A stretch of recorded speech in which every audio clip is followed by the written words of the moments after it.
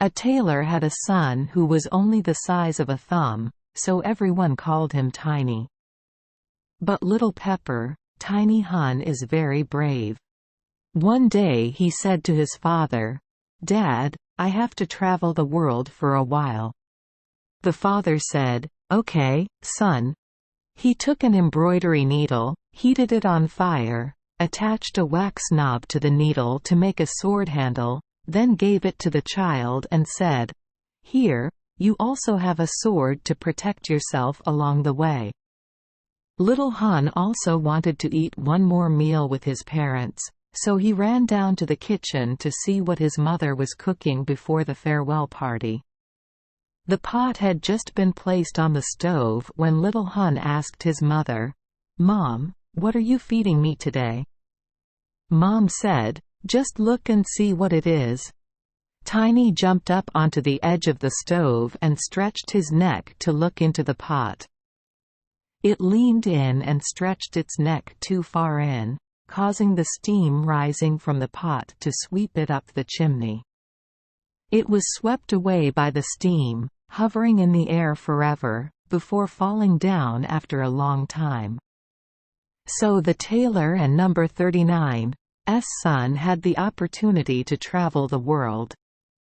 Then he applied for an internship with a master craftsman. But here they Don and number 39's give him good food. He said to the landlady, "Landlady, if you Don and number 39's let me eat better tomorrow, I and number 39's go somewhere else, take chalk and write at the door. And quat. Too many potatoes, too little meat. Hello Potato King." And quat. The landlady was very angry and shouted, "You cunning grasshopper, what else do you want?" She pulled out a rag to whip him. The little assistant quickly crawled onto her glove. From there he looked down and stuck out his tongue at his mistress. She took off the bag and was about to grab him when he jumped to the rag. While she shook her rag looking for him, he escaped to the next table and stuck his head up to mock her. "Ho, ho, boss." When she was about to hit him, he hid down in the drawer. But then she caught him and threw him out the door. Little Hun wandered again and came to that big forest where he met a group of thieves who were talking about stealing the king and number 39's treasure. Seeing Tiny, they thought, "As tiny as it is, it will definitely fit through the keyhole, it can be used as a fake key." A guy called, "Hey, Giant Goliath, do you want to join us to go to the treasure? You can go in and throw money out to us." Little Hun thought for a moment, then agreed to accept and went with them to the treasure. When he got there, he looked closely at the top door and the bottom door to see if there were any gaps. He found a gap quite wide enough for him to fit through. As he was getting in, he was seen by one of the two guards guarding the door. He told the other guy, "Spiders are not so disgusting, I have to stomp on them to death." The other guy said, "Let him go. It didn't and #39's do anything to you." So Tiny continued to crawl through the gap into the warehouse. He opened the window where the thieves were waiting, and threw gold coins out to them.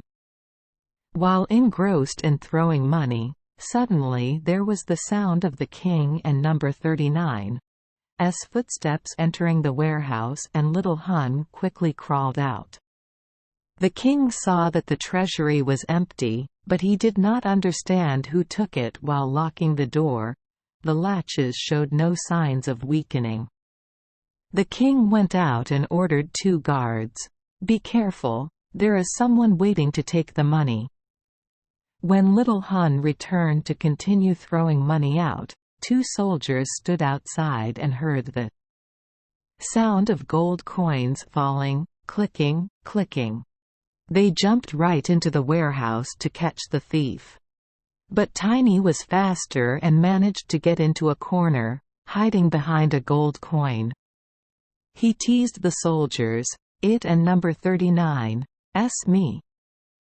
Just like that, Tiny baited the two soldiers into running around from one corner to another, making them so tired that they had to give up. He continued to throw money to the thieves, throwing coin after coin.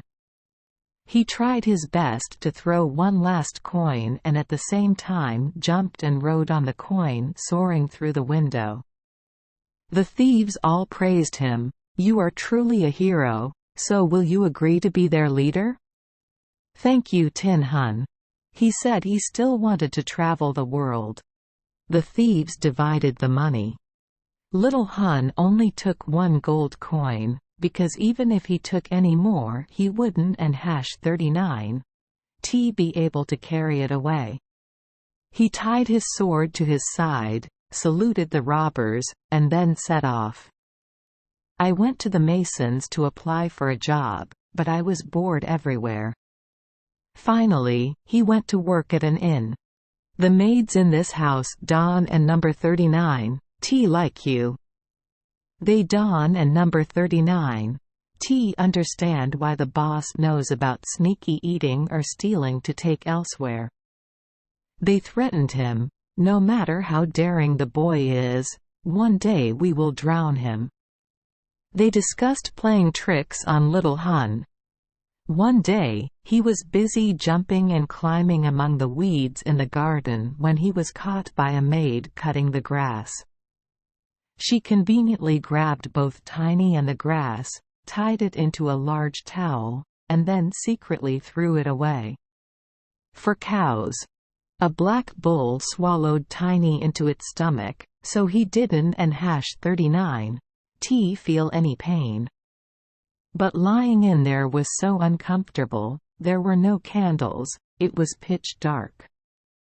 When someone comes in to milk, the uncle tried to scream, "This is squeezing, this is squeezing, this is squeezing." Is the box almost full? The sound of milk roaring drowned out the uncle and number 39's cries so no one could hear him. A moment later the shop owner came in and said, "Tomorrow, I and number 39 kill this cow." Tiny Hun was so scared that he screamed, "Let me go first, I and number 39 am in here." The shop owner heard it, but didn't and #39 know who called or where. "Uncle acts again, where are you?" Tiny Hun quickly replied, "My belly is black." But the shop owner did not understand the meaning of the sentence and left. The next morning they slaughtered the black cow. Fortunately, when they dragged the cow to slaughter, there was no knife that cut Little Hun. He got mixed up in the pile of meat to make sausage.